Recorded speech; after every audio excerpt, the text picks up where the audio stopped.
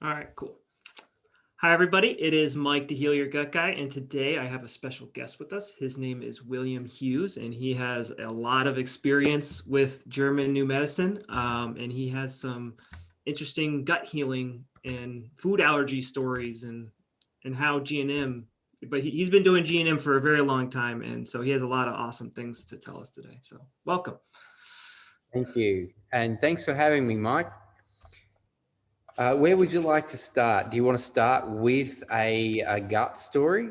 Yeah. Let's start with some gut stories. It sounds like you had a pizza allergy, or Yeah. what was going on with you? Yeah. So, what happened from the time I was about 17? I developed a reaction to pizza. It took me years to work out that it was pizza that was doing it. Mm-hmm. But I developed this response where if I was having pizza, especially if I enjoyed a glass of cola with it, I would have the following day, I would have what in Australia we call after grog bog. So it's Okay. a, yeah, it's diarrhea the next day, and I would have Okay.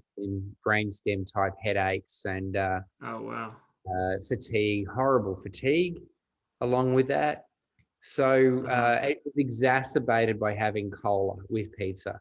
And of course, at 17, I'd just gone to university. And here in Australia, when I was 17, the only option we had for 10 years prior was Pizza Hut, and they were very expensive pizzas. Mm-hmm. So what had happened is when I went to university, they just became competitive, and you could order a pizza for $10, which was fantastic. So Okay. college students' favorite food for less than half the price of what you're used to paying for it. So what I done is I'd actually worked. This is post learning GNM. I'd worked with two friends of mine that both had similar symptoms. They'd gone through similar symptoms digestively, and one of them was going through these symptoms every weekend. Without fail, on a Monday morning, he'd be at the doctor's or a specialist's or a naturopath or a homeopath or something like that. He was trying to find his solution to his digestive dilemmas. Mm-hmm. So I'd worked with him. I'd actually sent him a case study from Carolina Marcolin's website, Mm-hmm. learninggnm.com. And this website was about indigestible anger. Mm-hmm. I recognized it in him just from one event where he'd come to see me one afternoon, and he marched backwards and forwards from the kitchen to the lounge room ranting about his life. Mm-hmm. And I'd never seen this side of him before. So when I read the case study, I emailed it to him, and he's a corporate accountant, and he doesn't have a whole lot of spare time throughout the Mm-hmm. day. They have to bill every 6 minutes of their time to a client. So I got a huge surprise when the phone rang, and it was actually my friend calling from work. And Mm-hmm. that had never happened before. And he said to me, Will, I get it. I read that case study and I get it. And I Mm-hmm. went, Oh, that's great. Would you like to come over for dinner? And he said, Yeah, that'd be great. What time? So he had been told by the naturopaths and the alternate practitioners that he was allergic to dairy and he was allergic to gluten, which is kind of a standard approach, or Mm-hmm. it has been for a decade or so. Anyway, he came over and I prepared for him fettuccine carbonara. So dairy and That's like my gluten. favorite. So. Well, yeah, it was probably one of his too, but he felt he had to avoid it for some years. Mm-hmm. So anyway, I did check up on him the next day, and he had no reaction to anything. And I Awesome. thought, okay, so this is indigestible anger. These are the symptoms associated with it. And I think it was about 2 weeks later, I was in a room here at home watching a movie, and I wasn't feeling so great. Mm-hmm. And I thought, what am I going to do? There's not much on the shelf. There's not much in the cupboard or the fridge. And I don't really feel like cooking, and I definitely don't feel like shopping. So that means order food. And this is before the days of delivery, Uber Eats, and all that kind of stuff. Mm-hmm. That means pizza. Mm-hmm. So I'm thinking to myself, oh no, on top of how I'm feeling now, tomorrow I'm going to have diarrhea, a headache, and fatigue, Mm-hmm. and I will feel absolutely horrible tomorrow. And then I thought to myself, hold on, I know these symptoms. I've just dealt with two friends and resolved these symptoms for them. So I thought, how do I have an indigestible anger that's linked to pizza? Mm-hmm. And my mind went back automatically to 17 years old when I graduated high school. And myself and three friends went to Pizza Hut to celebrate. Mm-hmm. And large pizza and shared between us at the end of the evening. And I had a glass of cola with my pizza. But at the end of the evening, we went to pay, and I paid $25. So I paid for an entire pizza, even though others had a piece here and there from That's a this lot family. for a pizza even today. Yeah, they really came down in price Oh. sharply by the time I hit university. So I paid $25 for a cola and a few slices of pizza, with every intention, of course, that I would be taking the remainder home for myself mostly, but for family as well, Uh-huh. knowing that they enjoy it too. So in the car on the way home, one friend driving, my two other friends in the back, and we're about a kilometre away from home, from Uh-huh. my home. And I've got this box of pizza sitting on my lap. And my friend Paul says to me, I can't wait to get that pizza home. I went, what? I can't wait to get that pizza home. And I'm like, I just paid for this pizza. I Uh-huh. just paid $25 for this pizza, and it's coming home to my place. And he said, no, you didn't. And I just thought, I can't believe this. And I thought, this is not the first time he's done this. And Mm-hmm. I am not happy about this. Next year, I don't have to see you, buddy. I'm going away to university, and I know you're not going. Mm-hmm. So I'm not wearing this anymore. And I kind of let him have both barrels and a box of pizza. Just threw it behind. But I was incredibly angry. So I threw that pizza behind me on, it was him, that the friend who'd done that, and his girlfriend. And they were both actually good friends of mine at the time. Mm-hmm. Well, not anymore. But I said to them, I never want to speak to you again. Mm-hmm. And it was, I don't often get that angry. It's one of the few Yeah. times. I'd regaled that story a number of times through my life as well. So it was Mm-hmm. something that was sitting with me. I'd never forgotten it. I'd never quite let it go. So once I realized that this event at 17, which was when my symptoms began, once I realized that, I thought, it's not the pizza that was ever the problem. And Mm-hmm. I had done everything with that pizza. I had eliminated everything off the pizza. So I would just eat the cheese, no problem. Just eat the bread, no problem. Just eat tomato, no problem. Just eat the ham, no problem. So I went through everything to eliminate it. But if you put it all together as a pizza, it was the prompt for a fight, basically, Mm-hmm. an indigestible anger. And that's how Mm-hmm. my body was receiving it. It was part of my digestive, if you like, environment associated to this fight. Mm-hmm. So Mm-hmm. now, once I had this realization, I swear to you, I could feel a pop in my brainstem. Mm-hmm. Mm-hmm. And I ordered 2 pizzas that night, 2 large pizzas. I ate half of one that night, half of one the next day, half of one the day after.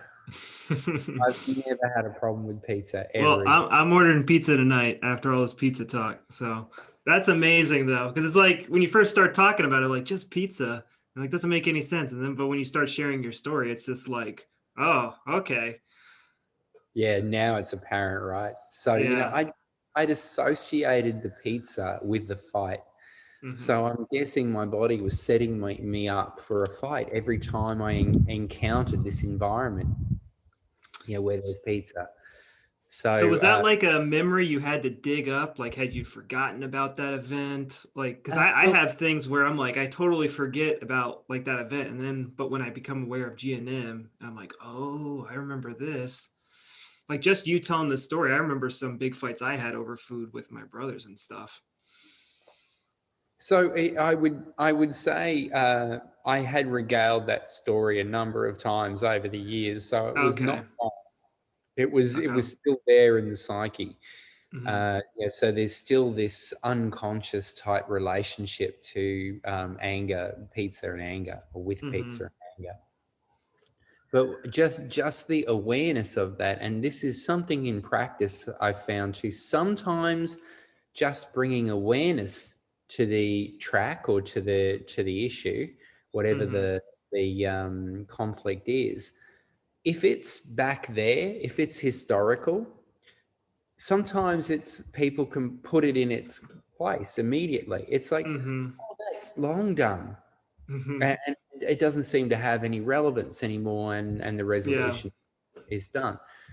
This wasn't the conflict itself, it was a track to the conflict. So even though the conflict was done, I still Hmm. hadn't forgotten it, and the reminder of it was just the pizza. The track was just the pizza. Hmm. So, Hmm.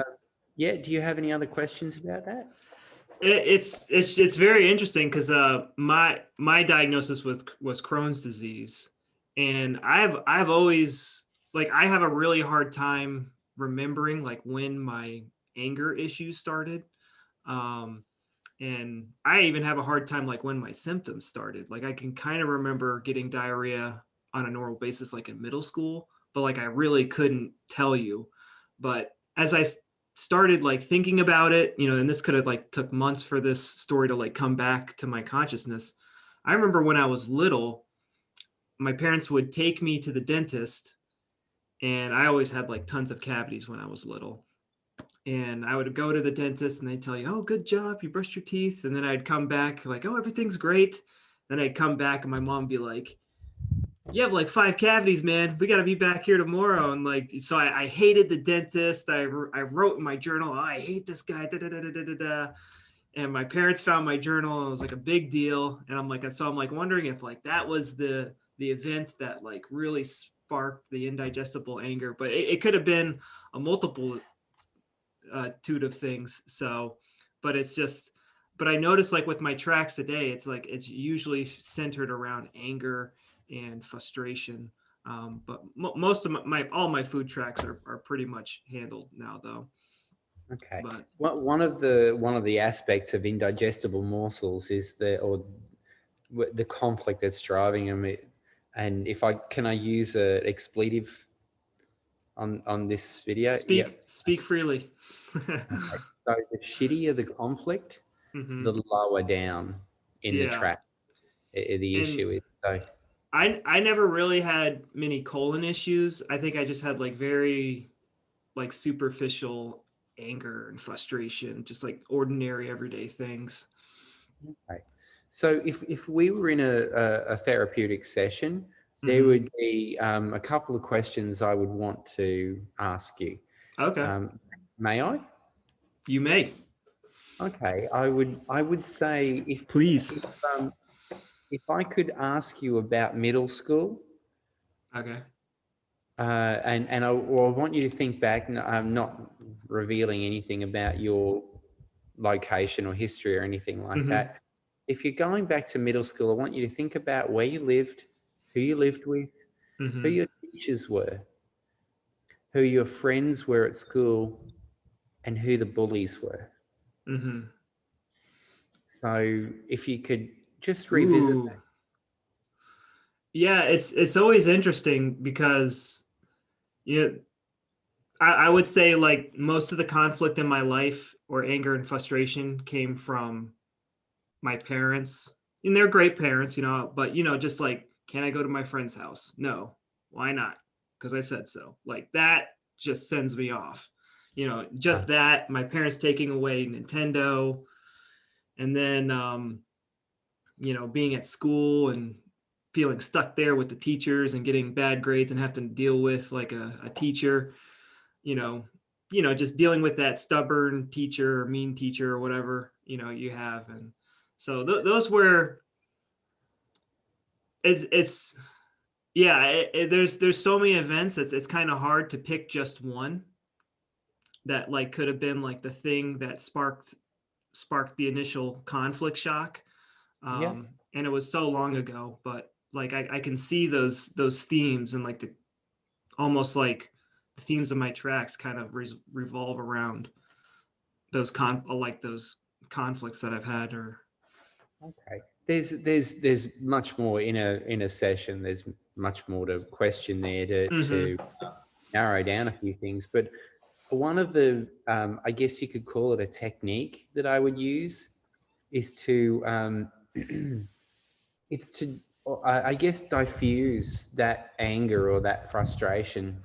mm-hmm, If there is someone that you can recall, or someone that might even still be present in your life. So let's say, for example, it was about mum or dad. mm-hmm, And if there's still an element there of frustration or anger with them that harps back perhaps to when this began, mm-hmm, then I would tend to imagine them if they're in your face or they're um, getting you wound up. Stop for a moment when you see that look that they do, or there's that word or that intonation that triggers you, that mm-hmm, puts you on a track perhaps.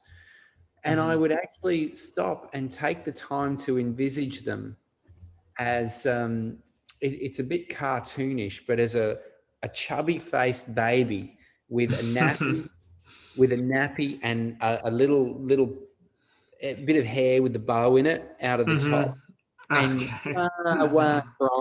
crying and carrying on. And Yeah. so when you can laugh at your scenario, or you can laugh about the problem, Mm-hmm, then there's a good chance you've got the pathway to resolve it, or you're on mm-hmm, the pathway, or you might have even already resolved it. But having someone, and I'd heard this before in a seminar, having someone laugh about what they thought was their conflict, you know they're pretty right. You know okay. they're so Yeah, that makes a lot of sense.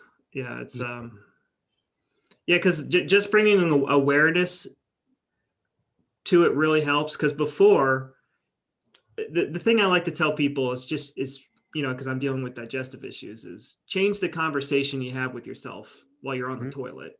Because we're so wired to blame food.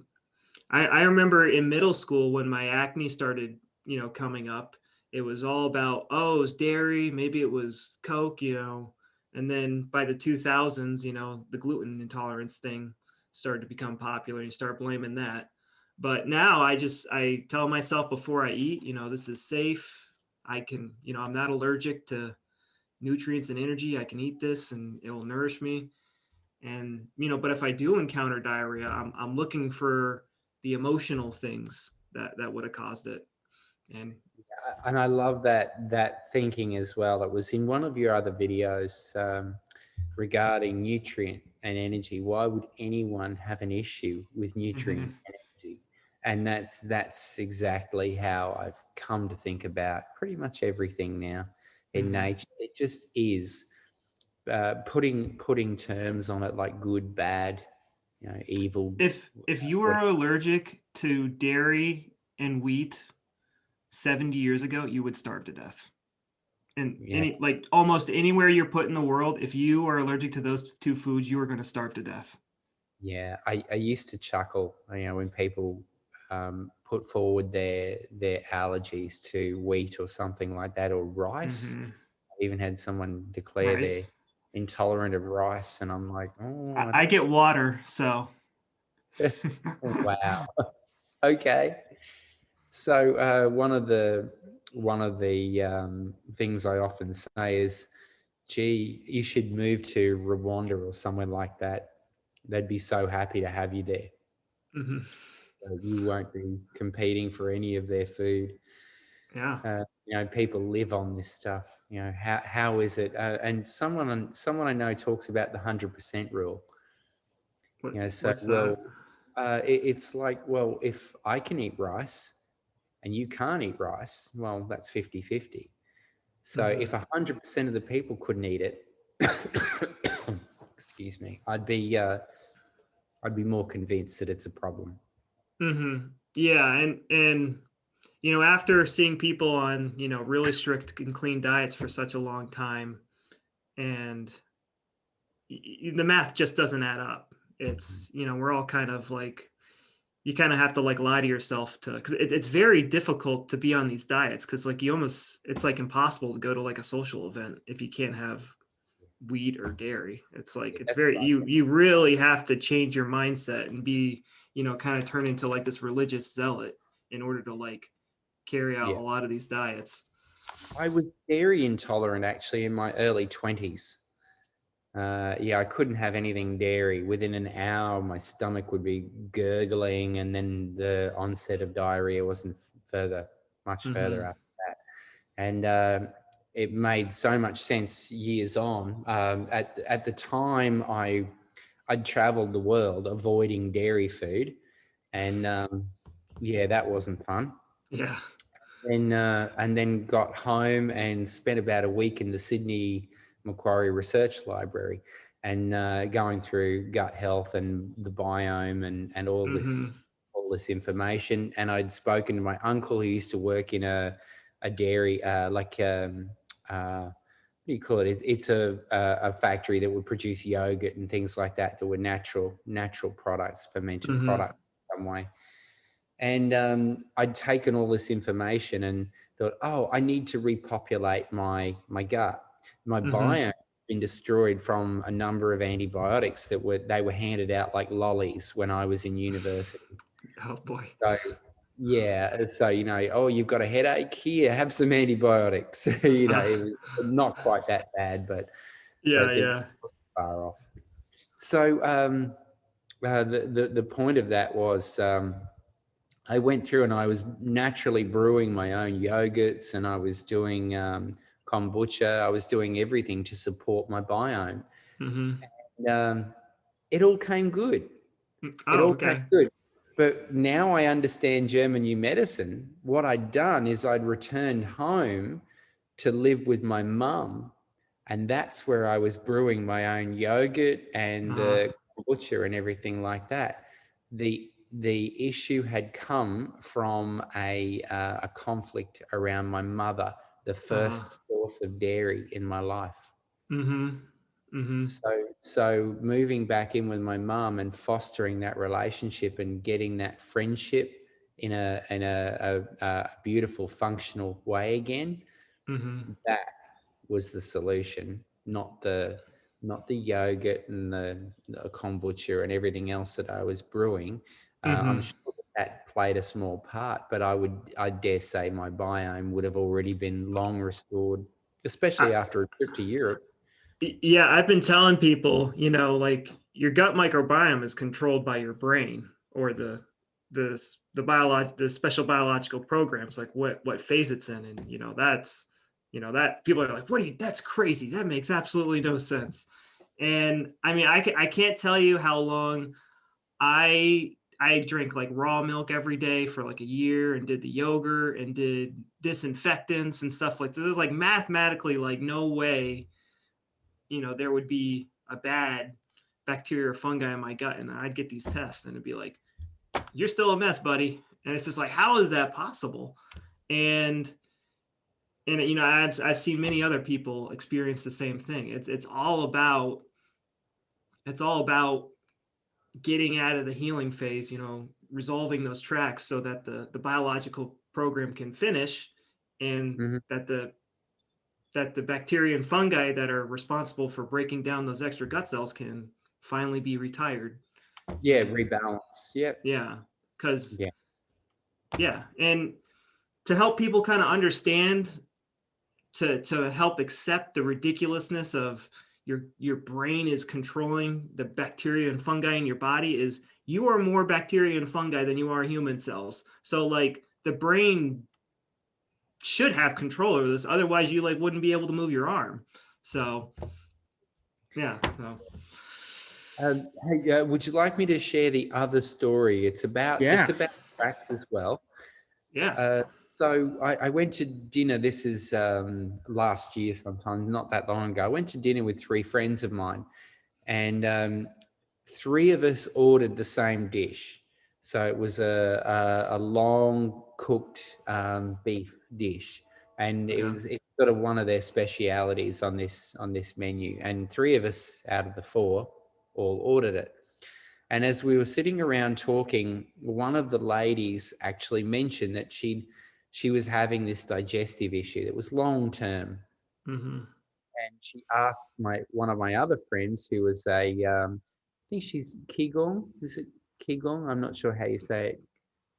Uh, Oh, keto. Oh, no, no, keto. no, no. Oh. Qigong. No, no. It's actually it's not dietary. It's a Oh. practice. So movement. Oh. Oh. I Okay. Oh, think okay. Yeah, I'm not familiar with that. I never remember how to pronounce it. So anyway, she's got a great alternate mindset, Okay. and she's also aware and has studied chakras and all sorts of other natural ideologies, or Mm-hmm. more natural than the orthodox anyway. So this lady says to my friend, um, hey, this bloating, I've got this bloating around my gut chakra, or whatever. Is there Mm-hmm. anything you can tell me about that? And Yeah. of course, I'm sitting on the same side as the lady asking the question, and my friend is sitting opposite, and I Mm-hmm. must be grinning like a Cheshire cat. And anyway, so my friend says, I think you better ask Will about this. And I just thought, oh, this is going to be interesting. And she asked, and I asked permission to work with her there. And would it uh-huh. be okay if I asked a few questions, and if they were too intimate or they were too involved, that feel okay, you can bow out of it. Uh-huh. But are you comfortable to talk with the present company? She said yes. And I said, are you happy? It was the day prior to Australia Day, and Okay. so it's a public holiday. And I said, have you got anything planned for Australia Day? And she said, no. And I said, good, expect to spend the day at home on the toilet. And, uh, and she's like, sure. Okay. But she was okay to do it. She was fine, even though she was wearing white pants.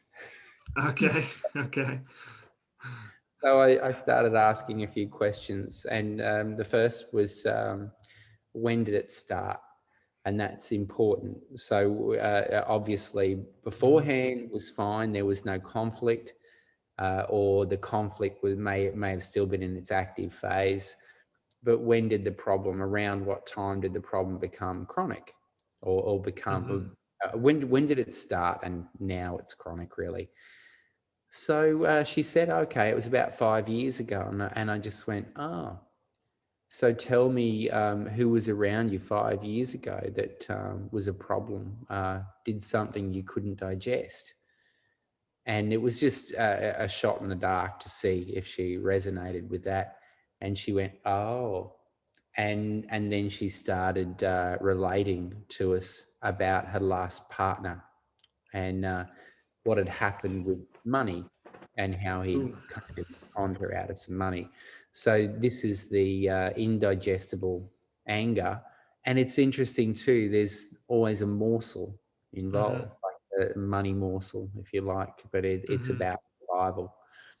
So yeah, she related this story, And I asked her how the stomach's doing. She said it's gurgling like crazy now. So Mm-hmm. the process we had triggered a part of the process to change. Mm-hmm. So what that does is it gives me a strong indicator that we're on the right topic. So how do we now help her resolve this? Mm-hmm. And of course, helping her resolve the issue, it's like, is he still in your life? No, not at all. Do you have any contact with him? No. Have you recovered the money, or is that still an issue? No, that's done. So we worked through these things to make sure there was nothing left. Mm-hmm. Uh, so unbeknownst to me and also to my friend who was sitting the opposite side of the table, um, she had actually had similar stuff with her ex-husband, Mm-hmm. and her stomach started as well. So yeah, we had two people eager to get home Oh after boy. that conversation. But yeah, the first lady I was discussing, I checked in on her the next day, and about a week or so after, and yeah, she'd Mm-hmm. she'd made it back to her friend's place, and she sat for a half hour or something, just chatting. She said, "I need to go home before I disgrace myself." So that was the process, and she said she spent the next couple of days with diarrhea, and uh, Mm-hmm. and that's exactly what you would expect on the resolution phase. In the active stress phase is going to be a constipation as the system slows itself down to try and get the nutrient or whatever it can out of the morsel it can't Mm-hmm. digest. And Mm-hmm. of course, when that's done, it's excreted. The system starts up again and gets rid of what's left of the morsel. So the interesting thing was that if it had been anyone else that they were with that night and they'd had that discussion, they would have Mm-hmm. probably blamed that on the food. Mm-hmm. Food here is terrible. The thing is, Yeah. they had symptoms. I also had the It's same like dish. no one else died that night at the restaurant, No. you know. Yeah, So so why didn't I? And again, it's that 100% rule. mm-hmm. Well, how come it didn't affect me? So, Yeah. Yeah, and that's the thing I love about German new medicine. Truth is stranger than fiction when you really start to look at the facts, and when you follow those brain scans, you know, you have to, that's how he came to these conclusions. I always have people trying to compare it to something else that they're familiar with. They're like, oh, is it like thinking good thoughts and meditating? I'm like, you could use that, but no, you're always the brain's trying to like conserve energy and relate it to something. But I remember when it clicked for me, I had pretty bad diarrhea for a week, and but I was like, I found a whole new big piece of the puzzle. I had like a lot of like emotional things going on. I'm like, oh boy, I'm gonna have to I'm gonna have to redo all my information in my course. I just got done doing like there was like so many things going on in my head. But like after those few days of diarrhea, and I decided to put it to the test. I mean, I ate McDonald's and pizza, I ate whatever I want, and I was having like perfectly formed stools.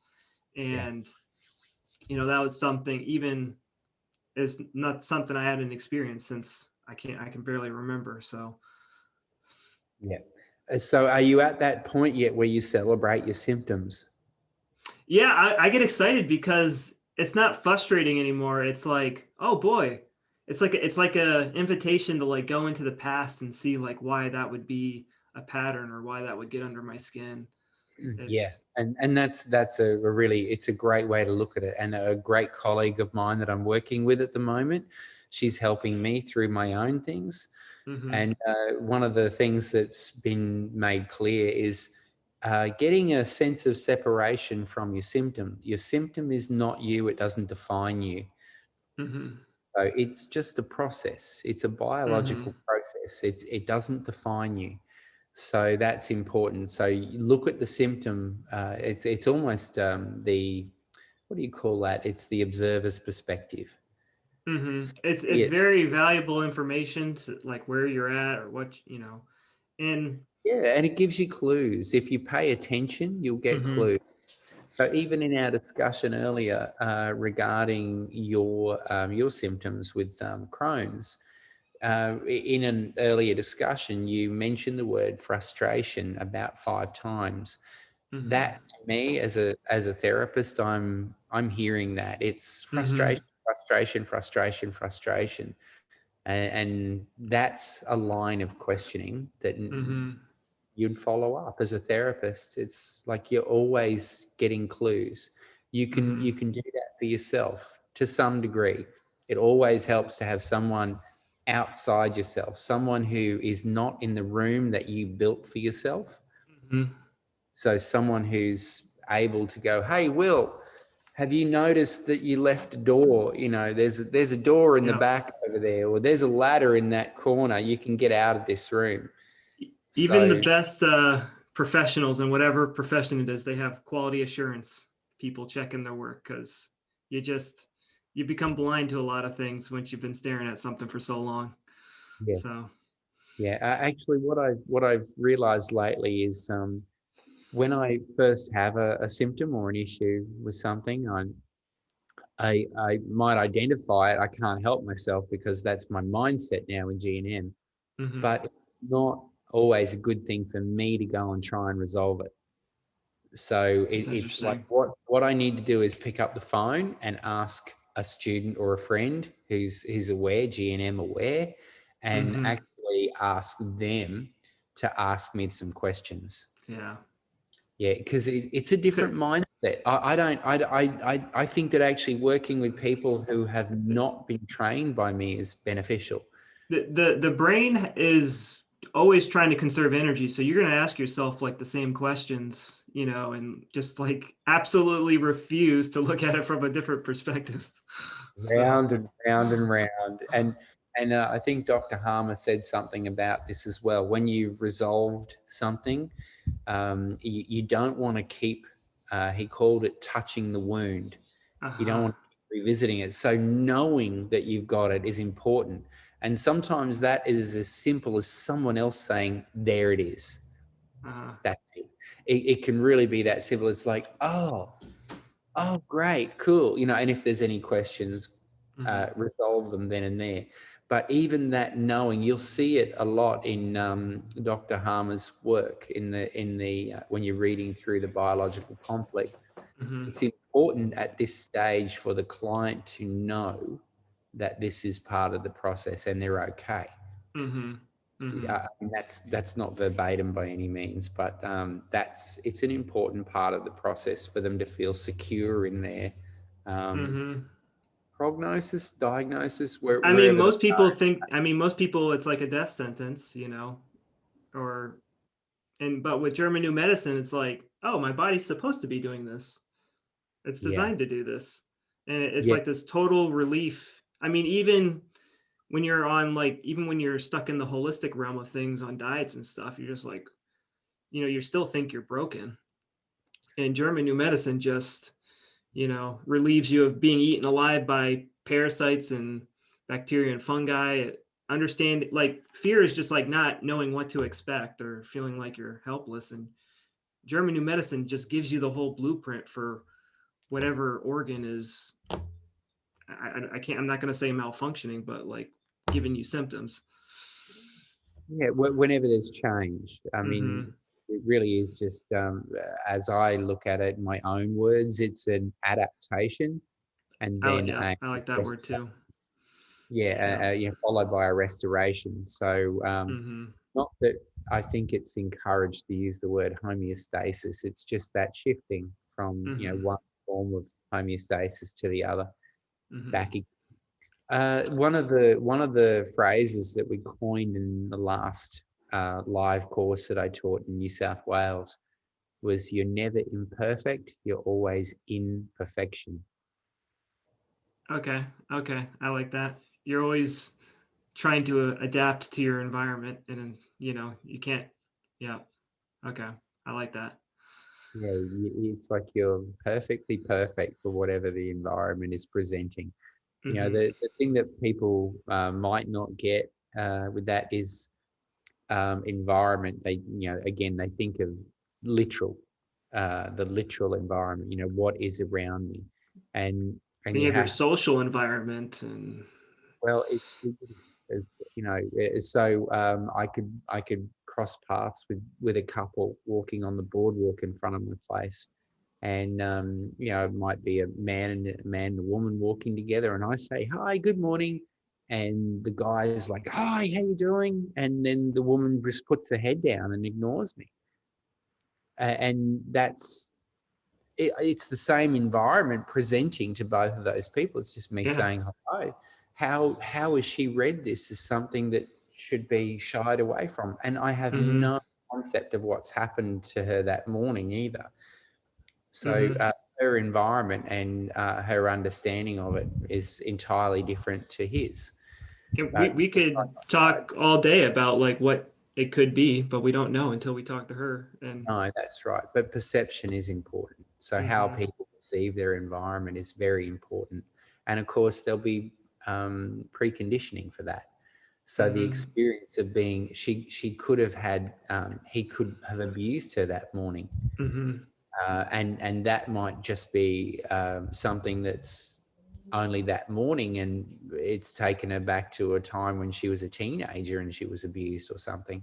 Mm-hmm. You just have no idea how her perception of the world is shaped. What were Mm-hmm. her experiences? Understanding that and having empathy for that really allows you a phenomenal piece. I've got to say, understanding GNM has Mm-hmm. really changed the way I relate to people. Yeah, for me too. And you can kind of see like almost start to like put together a story. If someone's like balding or someone has a skin rash, or like, oh, there's probably some juicy drama. It makes it a lot more exciting because before, if I did like a health coach call, it's like, okay, what'd you eat and what supplements are you taking? It's kind of boring. I mean, you could still talk about that stuff with German New Medicine, but with German New Medicine, it's like so much more interesting. You get the emotion and the drama of somebody's life, and I find it just a lot more interesting to talk Yeah, about those things. just a point. Uh, Emotion. Yeah, there's emotion involved with a hmm conflict scenario. That's not at all unexpected. But remember that this is always it's a biological conflict. hmm So, and that's what you're looking for. And how do I help someone resolve it? Okay. So the emotions, yes, they're involved, and they can help you find the conflict too. hmm But at its root, it's a biological conflict, Well, and yeah, that's and those something are like that subconscious things that sometimes you might not be 100% aware of, or if is it's that subconscious, I would think it's a track. You track? know, Okay. yeah, yeah. And there's another point. A colleague of mine said to me, you know, very rarely in her experience does she see a program just run through smoothly. That makes And sense. yeah, yeah. But I mean, if you can identify the stress, if you can identify the conflict and the stress and resolve it, then sure, why not? But for someone like myself, the epic crisis, especially, it's a little bit like dropping a tennis ball, and it's sort of it bounces back, and then it hmm bounces back, and then it bounces back. You know, Okay. so Okay. for me, I tend to go around a little bit and hanging healings, and every time it's like a little bit further I, down the. I I would say that's pretty accurate for me as well. Like, because I mean, think about it. It's been like 10, 15 years of this ride for me. So yeah, Okay, I like any. that. I think that's about it. We talked a lot about some tracks and all that, and those are you shared great stories. I think that the stories really, I think, help bring that into perspective for people, like kind of how to look at their lives a little bit better, makes it a little less abstract. So I really appreciate your stories and your expertise. Yeah, you're very welcome. If there's anyone I can help further them, or even connect them with resources in this field, I'm open. Tell Uh, us about some of the services that you offer and how, like So what you do coaching, or I know you educate people too. So. yeah, I do educate. For me, and it's just part of my makeup, part of my Mm-hmm. personality. I love doing live stuff. I really am not enjoying doing Okay. Zoom call education. But when it comes to therapy, it's one-on-one. Both mics are open. Mm-hmm. That's fine. And I'm enjoying therapy more than education right now. But Okay. yeah, I really enjoyed doing the education for a period of time. Now Okay. I still do offer courses.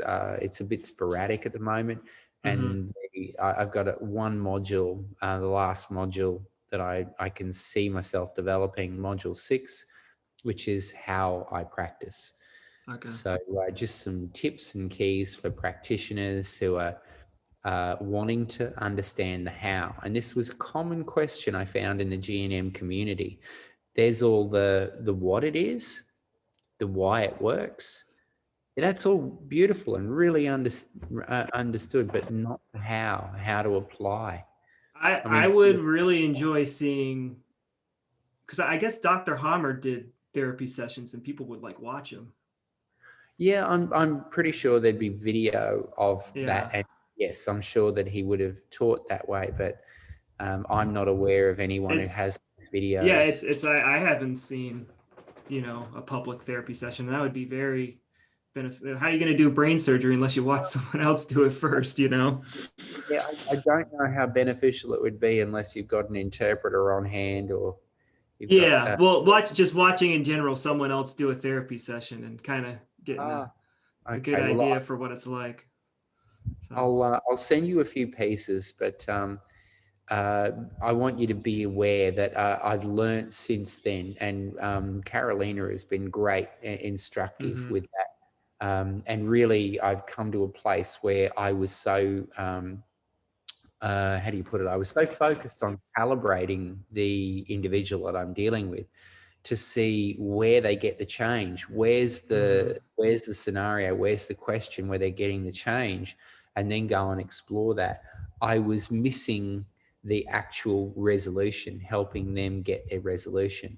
So Mm-hmm. that's with the help of Dr. Alvin de Leon and with Dr. Carolina Marcolin. Now I've got a little bit more awareness. I've moved forward with that now too. Mm-hmm.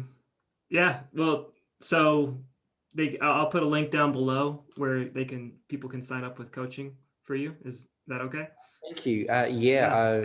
look, um, it's not like I said, it's sporadic. It's not something I Okay. do routinely, but Okay. I definitely do have a number of people waiting for me to finish module 6 so that I can teach it. Okay. Well, I'm sure most of the people hitting you up will be for like individual therapy sessions. So, Yeah, yeah. well, that's kind of my preference at the moment. Cool. Yeah, All right. We'll try to send some traffic your way. But thank you so much for sharing your story. And I know this video is going to help out a lot of people, kind I of hope so. explained in practical terms. So, I hope um, so. Just to make something clear as well, people ask, because I've done a lot of work with people over the last about 10 years now since I started mhm. finding GNM.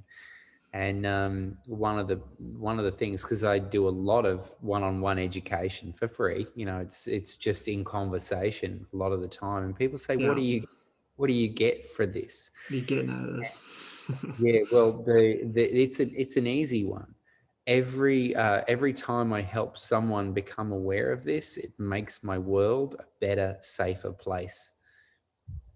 I like that's very well said, because it's, there's so many like smart and talented people that could accomplish so much, but they're crippled by some silly cancer or like silly disease, and it's really not an issue once you understand what's going on behind the scenes. And Yeah, it's amazing how much that word, it just means nothing to me cancer anymore. means absolutely, yeah, like technically, it's funny that the gut disease space, there's not a lot of cancers there, because we all technically had cancer. You know, If you've ever had diarrhea, you have. yeah, it's okay. Yeah, it's pretty funny when you start looking at it, and Yeah. but if you talk to the average person about it, it's like a whole thing. But yeah, Yeah. very well said. I like that a lot. I'd love to get a T-shirt that, yeah, I've had diarrhea and survived.